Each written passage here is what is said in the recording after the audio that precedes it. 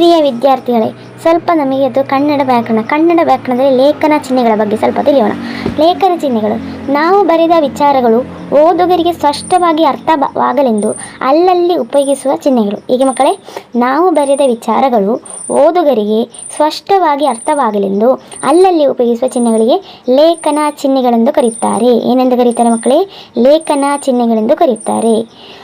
ಉದಾಹರಣೆ ನೋಡೋಣ. ಒಂದಾನೊಂದು ಕಾಲದಲ್ಲಿ ಒಂದು ದಟ್ಟವಾದ ಅರಣ್ಯವಿತ್ತು. ಇಲ್ಲಿ ನೋಡಿ, ಒಂದು ಪೂರ್ಣ ವಿರಾಮ ಚಿಹ್ನೆಯನ್ನು ಬಳಸಿದ್ದಾರೆ. ಲಘು ತನಕ ಮರದ ಮೇಲಕ್ಕೆ ಹಾರಿತು. ಲಘು ಫಲ ತನಕ ಮರದ ಮೇಲಕ್ಕೆ ಹಾರಿತು. ಇಲ್ಲಿ ಒಂದು ಪೂರ್ಣ ವಿರಾಮ ಚಿಹ್ನೆಯನ್ನು ಬಳಸಿದ್ದಾರೆ.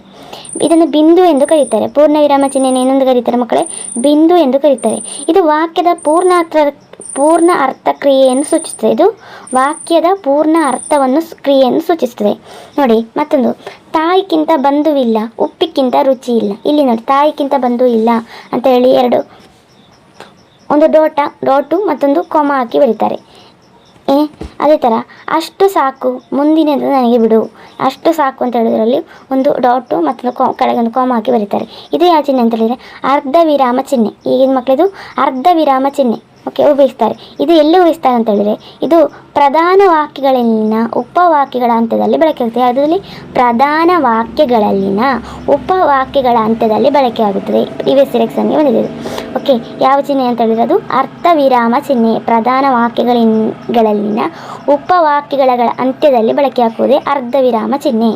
ಓಕೆ, ಮಂದರಕ, ಹಿರಣ್ಯಧೋಮ, ಲಘುಪನಕ ಮತ್ತು ಚಿತ್ರಂಗ 4 ಗೆಳೆಯರು. ಬೇಡನು ಕೂಡಲೇ ಮಂದರಕರನ್ನು ಬರೆಯನ್ನು ನೆಲಕ್ಕಿಕ್ಕಿಸಿ ಹೊರಡನು. ಇಲ್ಲಿ ನೋಡಿ, ಇದು ಅಲ್ಪ ವಿರಾಮ ಚಿಹ್ನೆ. ಓಕೆ, ಇಲ್ಲಿ ನೋಡಿ ಮಕ್ಕಳೇ, ಮಂದರಕ, ಹಿರಣ್ಯಹೋಮ, ಲಘುಪದಕ ಮತ್ತು ಚಿತ್ರಾಂಗ 4 ಗೆಳೆಯರು. ಇಲ್ಲಿ ಮಂದರಕ ಅಂತೇಳಿ ಒಂದು ಕೋಮ ಉಂಟು, ಹಿರಣ್ಯಹೋಮ ಅಂತೇಳಿ ಒಂದು ಕೋಮ ಉಂಟು, ಲಘು ತನಕ ಅಂತೇಳಿ ಮತ್ತು ಅಂತ ಉಂಟು. ಅದಕ್ಕೆ ಆದ ಕಾರಣದಿಂದ ಕೋಮ ಇಲ್ಲ, ಮತ್ತು ಆgu ಅಂತ ಬರುವ ಅದರ ಹತ್ತಿರ ಒಂದು ಕೋಮ ಹಾಕಬಾರ್ದು. ಓಕೆ, ಚಿತ್ರಾಂಗ ಎಂಬವರು 4 ಗೆಳೆಯರು. ಓಕೆ, ಬೇಡನು ಕೂಡಲೇ ಮಂದಕರನ್ನು ಬರೆಯನ್ನು ನೆಲಕ್ಕಿಸಿ ಹೊರಟನು. ಇಲ್ಲಿ ವಾಕ್ಯದಲ್ಲಿ ಅಲ್ಪ ವಿರಾಮ ಚಿಹ್ನೆಯನ್ನು ಬಳಕೆ ಮಾಡಲಾಗಿದೆ. ಕೋಮ ಎಂಬ ಚಿಹ್ನೆ ಉಂಟಲ್ಲ, ಇದು ಅಲ್ಪ ವಿರಾಮ ಚಿಹ್ನೆ. ಇದು ಸಂಬೋಧನೆಯ ಮುಂದೆ ಕರ್ತೃ, ಕರ್ಮ, ಕ್ರಿಯಾಪದಗಳ ವಿಶೇಷಣಗಳು ಬಂದಾಗ ಬಳಕೆಯಾಗುತ್ತದೆ. ಇದು ಎಲ್ಲಿ ಬಳಕೆಯಾಗ್ತದೆ ಮಕ್ಕಳೇ? ಸಂಬೋಧನೆಯ ಮುಂದೆ ಕರ್ತೃ, ಕರ್ಮ, ಕ್ರಿಯಾಪದಗಳಿಗೆ ವಿಶೇಷಣಗಳು ಬಂದಾಗ ಬಳಕೆಯಾಗ್ತದೆ. ಹಾಗೂ ಕೊನೆಯ ಪದವನ್ನು ಬಿಟ್ಟು ಉಳಿದ ಪದಗಳ ಮುಂದೆ ಅಗತ್ಯಕ್ಕೆ ಹೊಂದಿಕೊಂಡು ಬಳಕೆಯಾಗ್ತದೆ. ಹೀಗೆ ಕೊನೆಯ ಪದವನ್ನು ಬಿಟ್ಟು ಉಳಿದ ಪದಕ್ಕೆ ಉಪಯೋಗಿಸಬೇಕು. ಓಕೆ, ಇದು ಅಲ್ಪ ವಿರಾಮ ಚಿಹ್ನೆ. ನೀನು ಯಾಕೆ ಓಡೋಡಿ ಬಂದೆ? ಇದು ಇಲ್ಲಿ ಪ್ರಶ್ನಾರ್ಥಕ ಚಿಹ್ನೆಯನ್ನು ಬಳಸ್ತಾರೆ. ಯಾರಿವರು? ಎಲ್ಲಿಂದ ಬಂದರು? ಇಲ್ಲಿ ಪ್ರಶ್ನಾರ್ಥಕ ಚಿಹ್ನೆಯನ್ನು ಬಳಕೆ ಮಾಡಿ. ಇದು ಪ್ರಶ್ನೆ ಕೇಳುವ ಸಂದರ್ಭದಲ್ಲಿ ಪದ ಅಥವಾ ವಾಕ್ಯದ ಅಂತ್ಯದಲ್ಲಿ ಬಳಕೆಯಾಗ್ತದೆ. ಪದ ಅಥವಾ ವಾಕ್ಯದ ಅಂತ್ಯದಲ್ಲಿ ಬಳಕೆಯಾಗ್ತದೆ ಪ್ರಶ್ನೆ ಕೇಳುವ ಸಂದರ್ಭದಲ್ಲಿ. ಅದೇ ಪ್ರಶ್ನಾರ್ಥಕ ಚಿಹ್ನೆ. ಅಬ್ಬಾ, ಎಂಥ ಸೊಗಸಾದ ಹಾಡು! ಆಹಾ, ಎಂಥ ಸುಂದರವಾದ ದೃಶ್ಯ! ಇಲ್ಲಿರುವ ವಾಕ್ಯದಲ್ಲಿ ಭಾವಸೂಚಕ ಚಿಹ್ನೆ ಬಳಕೆಯಾಗ್ತದೆ. ಇದು ಆಶ್ಚರ್ಯ ಸೂಚಕ ಚಿಹ್ನೆ. ಇದು ಭಾವನೆಯನ್ನು ವ್ಯಕ್ತಪಡಿಸುವ ಸಂದರ್ಭದಲ್ಲಿ ಬಳಕೆಯಾಗ್ತದೆ. ಇಲ್ಲಿ ಭಾವನೆಯನ್ನು ವ್ಯಕ್ತಪಡಿಸುವ ಸಂದರ್ಭದಲ್ಲಿ ಬಳಕೆಯಾಗುವ ಚಿಹ್ನೆ ಅದು ಡ್ಯಾಶ್, ಭಾವಸೂಚಕ ಚಿಹ್ನೆ.